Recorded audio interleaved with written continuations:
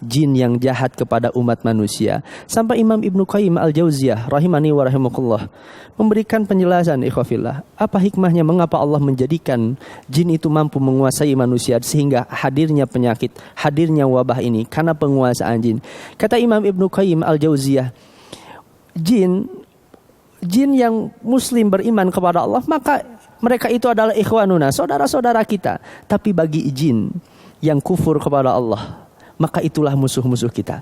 Seringkali umat manusia bukankah diperintahkan oleh Allah Subhanahu wa taala untuk memerangi jin dengan memerangi hawa nafsu, memerangi kemaksiatan, memerangi kekufuran, tapi seringkali manusia bersahabat dengan kekufuran. Seringkali manusia bersahabat dengan kemaksiatan. Seringkali para manusia bersahabat dengan dosa-dosa, maka Allah akan berikan ujian kepada umat manusia karena mereka bersahabat dengan kemaksiatan. Allah jadikan para jin itu menguasai manusia karena dosa-dosa yang telah mereka lakukan. Ikhwafillah rahimani wa rahimakumullah, ini menjadi isyarat bahwa andaikan kita ingin terlepas dari wabah ini, dari penguasaan jin dan penyakit ini, maka segeralah lepaskanlah dosa-dosa kemaksiatan dari diri kita, ikhwafillah. Jangan sampai ada tersisa dalam hati kita syahwat, dorongan untuk berbuat dosa kepada Allah Subhanahu wa taala. Karena Allah akan berikan ujian itu. Setiap dosa pasti ada balasannya, ikhwafillah. Mungkin Allah hadirkan penyakit, mungkin Allah hadirkan ujian dan musibah karena dosa kemaksiatan yang pernah kita lakukan. Maka kemudian Imam Ibnu Hajar Al-Asqalani memberikan bimbingan agar kita terlepas dari penguasaan jin yang jahat ini, maka perbanyaklah berzikir kepada Allah Subhanahu wa taala. Bukankah banyak sekali riwayat yang disampaikan oleh Nabi sallallahu alaihi wasallam agar kita semua terlepas dari penguasaan jin ini? Di antaranya di dalam hadis riwayat At-Tirmidzi dan An-Nasa'i, Nabi SAW menyampaikan, "Asy-syaitan yafirru minal baitil ladzi yuqra'u fihi suratul Baqarah." Syaitan akan lari dari rumah yang rumah itu dibacakan surat Al-Baqarah. Banyaklah membaca Al-Quran, terkhusus surat Al-Baqarah. Sebagaimana Nabi SAW, syaitan tidak akan mendiami satu rumah yang senang dibacakan surat Al-Baqarah.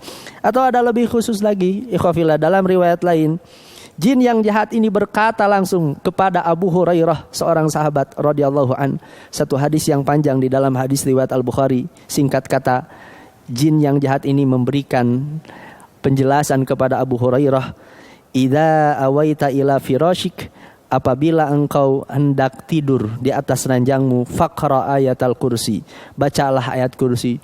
Allahu la ilaha illa huwal hayyul qayyum la ta'khudhuhu sinatu wa la naum, dan seterusnya, ikhwafillah, hatta takhtima, sampai beres ayat itu. Fa innaka lan yazala 'alaika minallah hafizun, maka senantiasa, kata jin, kamu akan dijaga oleh Allah Subhanahu wa taala. Wala yuqarribuka syaitan hatta tusbiha, dan syaitan tidak akan mendekati dirimu sampai waktu pagi. Di antaranya dengan membaca ayat kursi, sebagaimana di dalam hadis riwayat Al-Bukhari ini. Dan bahkan ketika Abu Hurairah radhiyallahu an menyampaikan kepada Nabi kemudian menyampaikan, "Shadaqaka," benar. Nah, apa yang disampaikan oleh jin itu. Maka ikhwafillah rahimani wa rahimakumullah, ini menjadi isyarat. Di tengah wabah ini, perbanyaklah kita semakin berzikir kepada Allah, mengingat Allah Subhanahu wa taala.